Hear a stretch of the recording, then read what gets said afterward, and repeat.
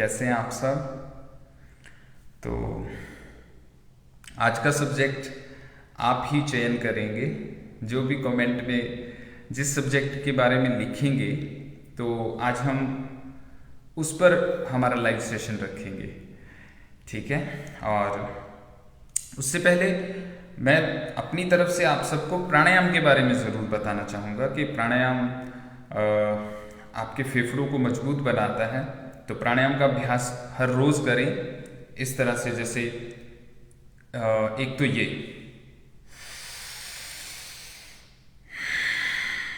गहरे लंबे श्वास भरना, इस तरह से।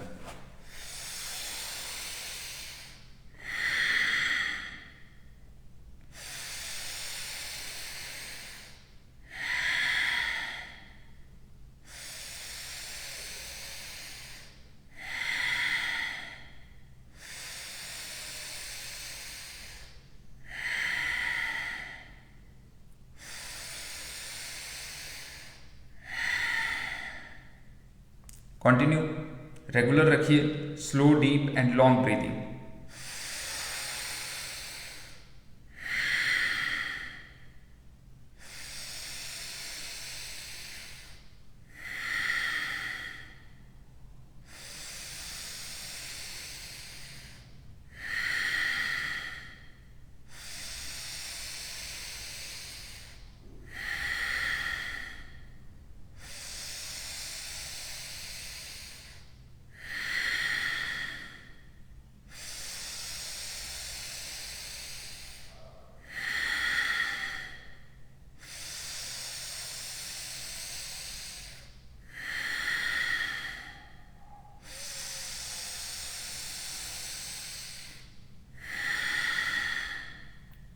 रिलैक्स।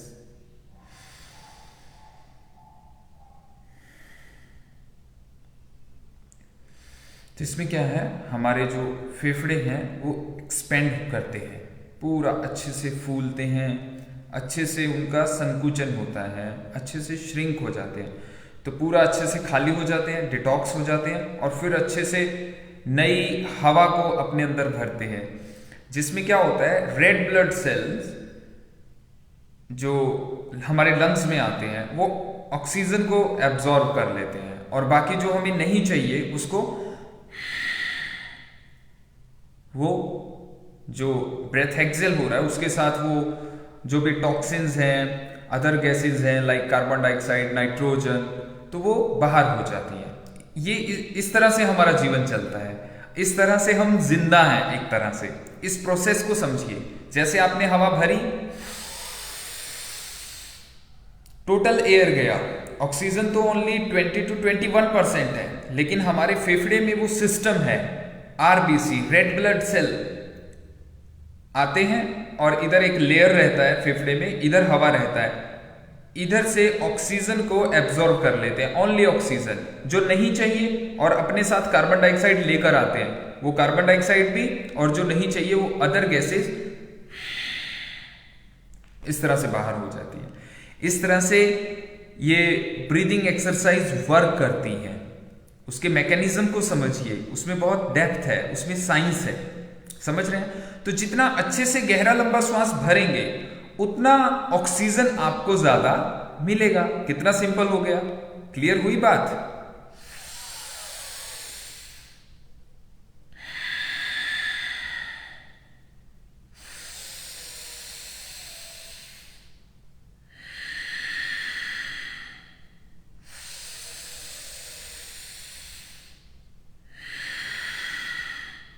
इस तरह से गहरा लंबा सांस, तो उतना ऑक्सीजन आपको ज्यादा क्वांटिटी में आप एब्जॉर्ब कर पाएंगे आपके फेफड़े। तो उतना ज्यादा लंबा फिर ओम का उच्चारण कर पाएंगे, उतना ज्यादा लंबा आप ब्रेथ को होल्ड कर पाएंगे। This is the technique. फिर डाइट का तो मैं आपको हर रोज बताता ही रहता हूं, और हमारा यूट्यूब चैनल भी आप सब्सक्राइब करें तो उस पर भी बहुत सी हेल्थ टिप्स आपको मिल जाएंगी और सारे भजन वहां पर आपको मिल जाएंगे। तो डीप एंड लॉन्ग ब्रीदिंग ये बहुत अच्छी और बहुत टेक्निकल एक एक्सरसाइज है। तो इसमें फिर आप लंबा ओम का उच्चारण भी कर पाएंगे। चलो एक बार करते हैं, ठीक है। काफी दिन हो गए ना अभ्यास किए। गहरा लंबा सांस भरो। ओ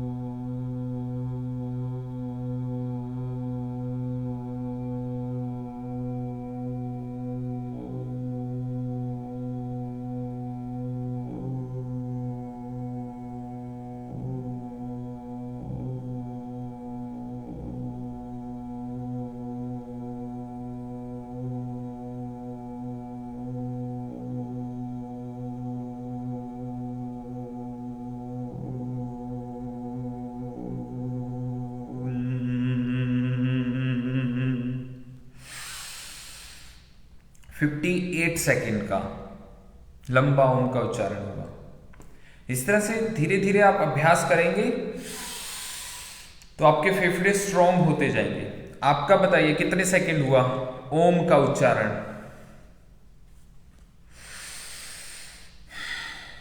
ये लगभग 1 मिनट का ही हो गया, 58 सेकेंड। आपका कितने मिनट का हुआ ओम का उच्चारण? ठीक है, तो इस तरह से अभ्यास कीजिए, अपने फेफड़ों को मजबूत बनाइए। और बहुत से अभ्यास हैं, वो हमने संडे को रखा है सेशन 10 से 12 कल का है, तो आप उसमें पार्टिसिपेट कर सकते हैं। उसमें ज़्यादा जानकारी दी जाएगी। उसमें हमारे पैनल पर आयुर्वेदिक डॉक्टर हैं, नेचुरोपैथी डॉक्टर्स हैं, एलोपैथी डॉक्टर्स हैं। वो टोटल एक नॉलेज प्रोवाइड करवाई जाएगी जो आपको जितना हो सकता है वो सेफ रख पाए। उस नॉलेज से हम अपने आप को, फूड की नॉलेज होगी, एक्सरसाइज होगी, बिहेवियर होगा पूरे दिन का, आयुर्वेद के अनुसार दिनचर्या कैसी रहनी चाहिए, ऐसे ऐसे जो प्रॉब्लम चल रही है उसके अकॉर्डिंग। ठीक है, चलिए आप सभी भी अभ्यास कर रहे हैं तो एक बार फिर से करते हैं। ठीक है, चलो इसको छोड़ते हैं। आप कोई सब्जेक्ट दीजिएगा आज के लाइव सेशन के लिए। किसी ने लिखा है कोई सब्जेक्ट? तो आज का live session tailor made live session हो जाएगा। या आपका कोई प्रश्न हो, कोई भी क्वेश्चन हो, उस पर आज का लाइव सेशन हो जाएगा। चलिए फटाफट। और एक आपने एक्सरसाइज करनी है, ब्रेथ इन होल्ड करना है। ठीक है,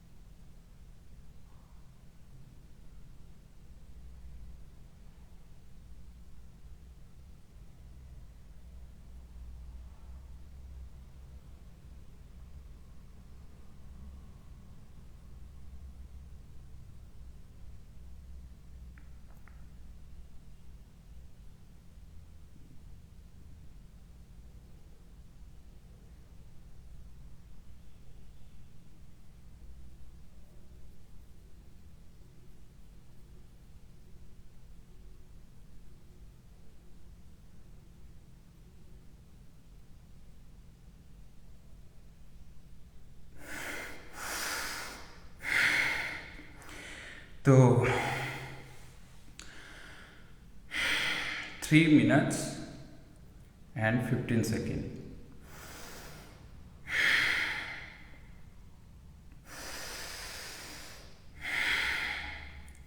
कितने सेकंड बना?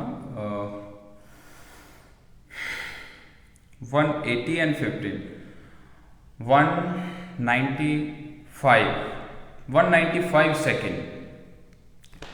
तो ये सीक्रेट भी संडे को ओपन करेंगे कि इतना लंबा हम कैसे ब्रेथ को होल्ड रख सकते हैं 3 मिनट 15 सेकेंड। आज मुझे लगता है ये 3 मिनट 6 सेकेंड तक गया हुआ था, आज 3 मिनट 15 सेकेंड ये अभी तक का सबसे ऊपर का होल्ड है जो हमने लाइव सेशन में किया है।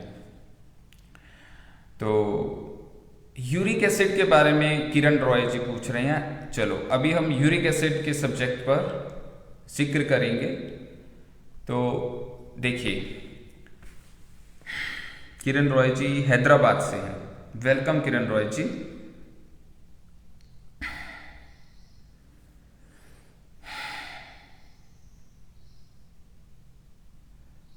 वो डिटेल आप स्वाति जाधव जी यूएस से हैं, तो आपका टाइम आपको देखना पड़ेगा। ये आईएसटी है 10 से 12, तो वो आप व्हाट्सएप से डिटेल सारी मांग लीजिए। तो यूरिक एसिड के बारे में सुन लीजिए, तो किसी और की भी हेल्प आप कर पाएँ, ये नॉलेज आप शेयर करें। तो यूरिक एसिड, प्यूरिन एक हमारे ब्लड में केमिकल इंक्रीज हो जाता है। प्यूरिन, आप समझ रहे हैं? प्यूरिन नाम का एक केमिकल इंक्रीज हो जाता है हमारे ब्लड में, जिससे यूरिक एसिड बढ़ जाता है। वो जो प्यूरिन है वो आता है प्रोटीन से। प्यूरिन किससे आता है हमारी बॉडी में? प्रोटीन से। जो प्रोटीन अनपचा रह जाता है वो प्यूरिन, वैसे डाइजेस्ट के बाद भी प्यूरिन बनता है, और उस प्यूरिन को हमारी किडनी एग्जिट नहीं कर पाती। आप समझ पा रहे हैं? वो फिर ब्लड में रोटेट करता है, वो ब्लड में रोटेट करने लग जाता है, जिससे यूरिक एसिड इंक्रीज हो जाता है। जो प्रोटीन में प्यूरिन रहता है उसको हमारी किडनीज डाइजेस्ट ना करके उसको एग्जिट नहीं कर पाती, तो वो हमारे ब्लड में रोटेट करता है, जिससे यूरिक एसिड बढ़ जाता है हमारी बॉडी में, और पेन्स रहने लग जाते हैं। सबसे पहले छोटे ज्वाइंट्स कैप्चर होते हैं। ये किरण रॉय जी ने यूरिक एसिड के बारे में पूछा, तो इसके लिए क्या करना चाहिए? सॉल्यूशन देखते हैं। ये तो थोड़ी सी जानकारी थी कि ये होता कैसे है। नंबर 1, आपको कॉलीफ्लावर जो है वो वाला फूड अवॉइड कर देना है। वो कॉलीफ्लावर फैमिली, लाइक ब्रोकली, जो कॉलीफ्लावर रहता है, एक पत्ता गोभी रहता है, एक फूल गोभी रहता है, एक ब्रोकली रहता है, तो ये वाला फैमिली एक तो आपने डाइट से निकाल देना है। दूसरा, अपनी डाइट में सोल्ट को कम करना है। सोल्ट का जो लिमिट है उसको कम करना है। आप सब भी याद रखिए, सोल्ट 8 ग्राम से ज़्यादा नहीं खाना एक दिन में, तो सोल्ट की मात्रा को कम करना है। और खाने में वेजिटेबल कौन सा अवॉइड करना है? अगर आप नॉन वेजिटेरियन है, वैसे उन्होंने लिखा है वो वेजिटेरियन है, तो अगर आप नॉन वेजिटेरियन हैं तो नॉन वेज को बिल्कुल छोड़ देंगे कुछ दिन के लिए, अगर यूरिक एसिड बढ़ रहा है। और थोड़ा सा एक्सरसाइज करेंगे। जैसे आज तो हमने एक्सरसाइज की नहीं, आप पुराना कोई वीडियो जरूर देख लेंगे। तो एक्सरसाइज से क्या होता है, वो जो डाइजेस्ट नहीं हुआ हमारे ब्लड में प्यूरिन, वो डाइजेस्ट हो जाता है।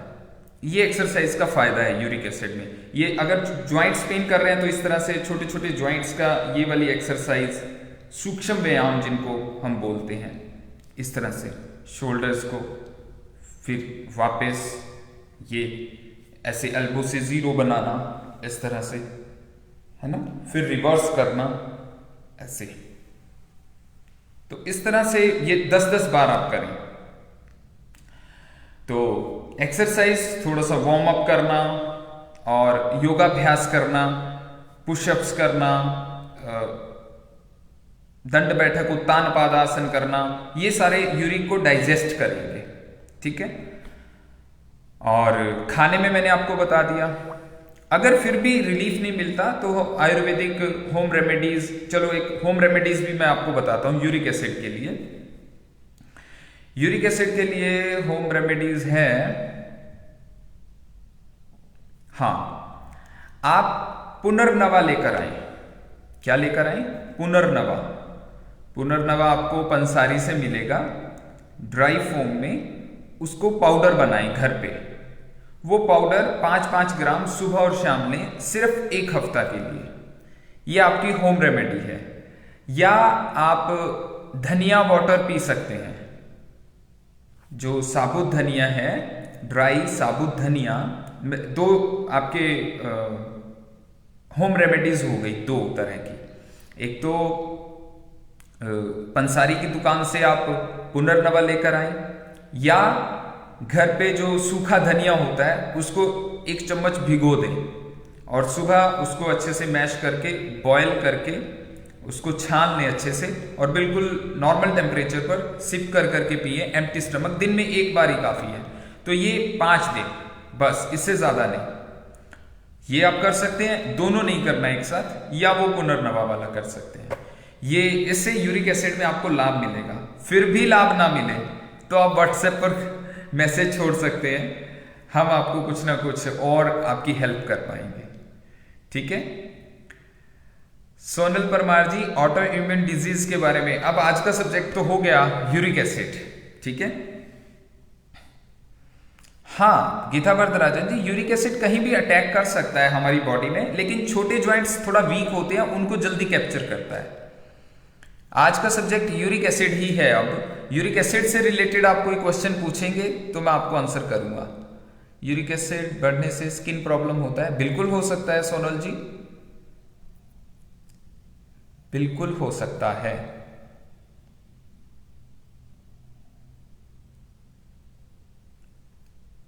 नहीं स्वाति जी, वो बाद में प्रोग्राम नहीं मिलेगा, लाइव सेशन रहेगा, हम रिकॉर्डिंग नहीं करते।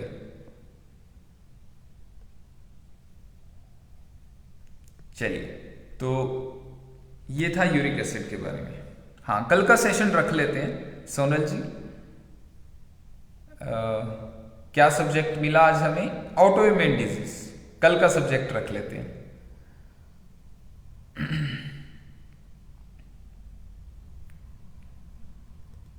तो हाँ, हील पेन यूरिक एसिड से रिलेटेड हो सकता है नंदू सरस्वती जी। ठीक है सोनल जी, कल का सब्जेक्ट हमारा ऑटो इम्यून डिजीज पर होगा। ऑटो इम्यून डिजीज क्या होता है?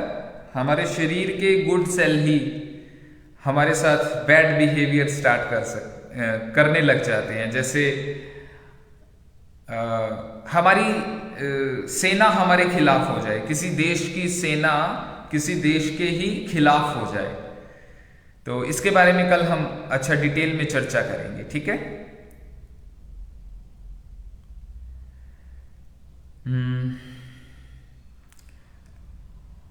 एप्पल विनेगर, श्रेया जी, वो आपका शरीर आपको जल्दी बता देता है, क्योंकि मुझे आपके शरीर के स्वभाव के बारे में नहीं पता, मुझे आपका आयु नहीं पता, आपके कंडीशंस नहीं पता, आपका कोई हेल्थ इश्यूज नहीं पता, तो मैं आपको ऐसे सलाह नहीं दे सकता कि एप्पल विनेगर सबके लिए अच्छा है या सबके लिए बुरा है। सबकी अपनी अपनी ज़रूरतें हैं।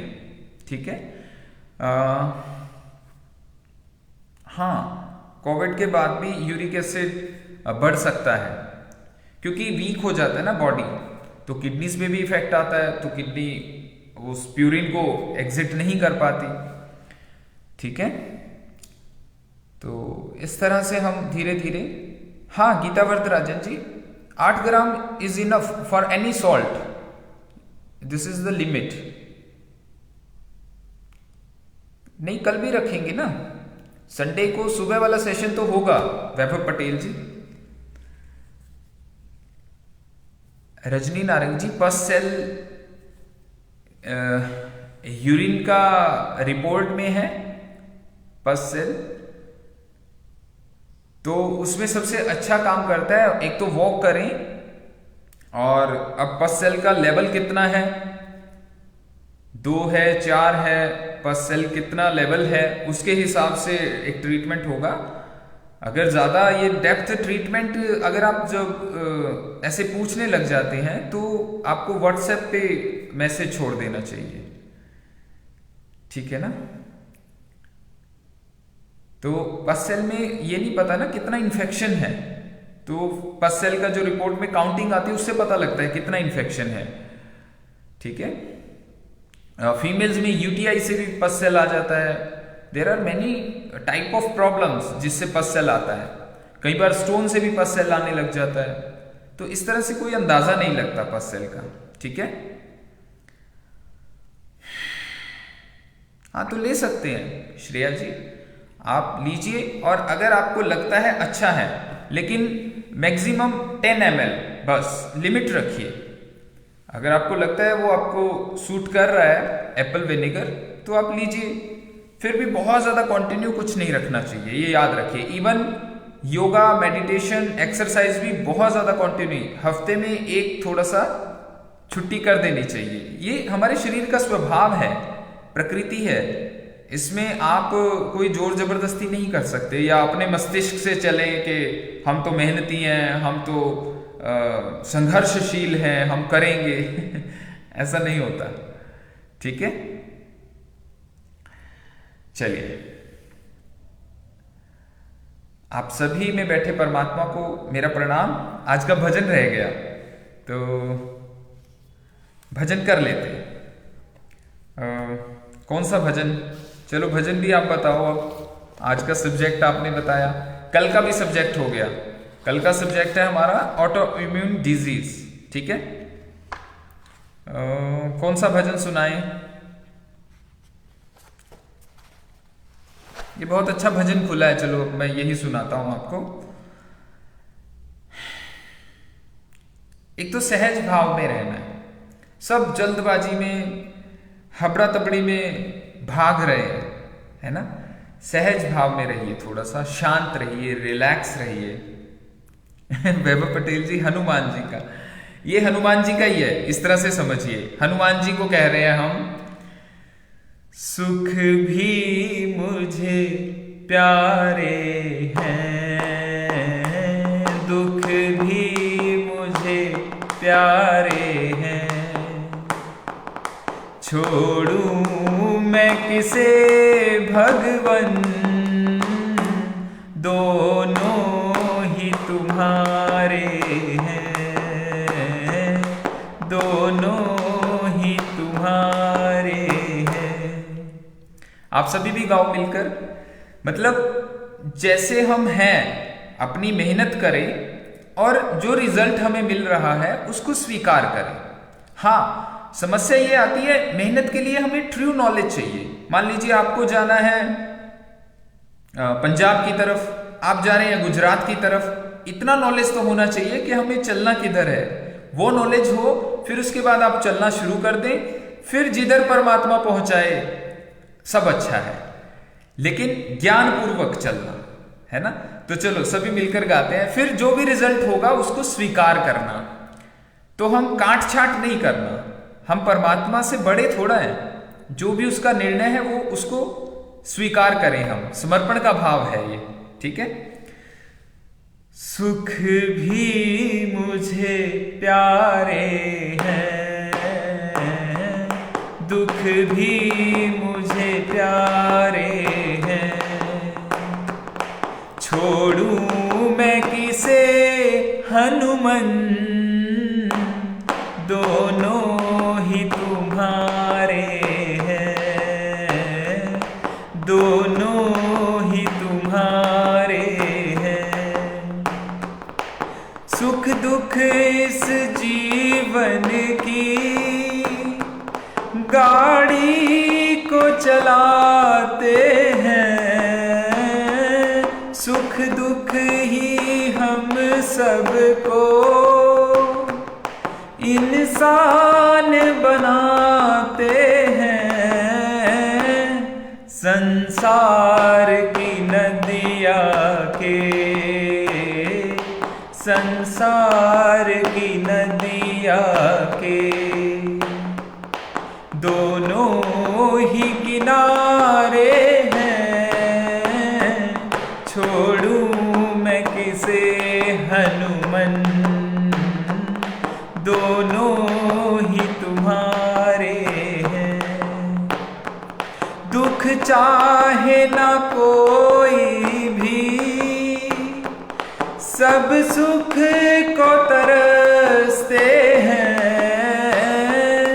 दुख में सब रोते हैं, सुख में सब हंसते हैं,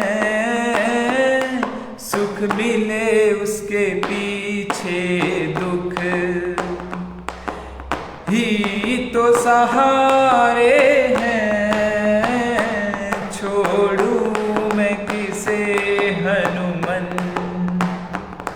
दोनों ही तुम्हारे हैं, सुख भी मुझे प्यारे हैं,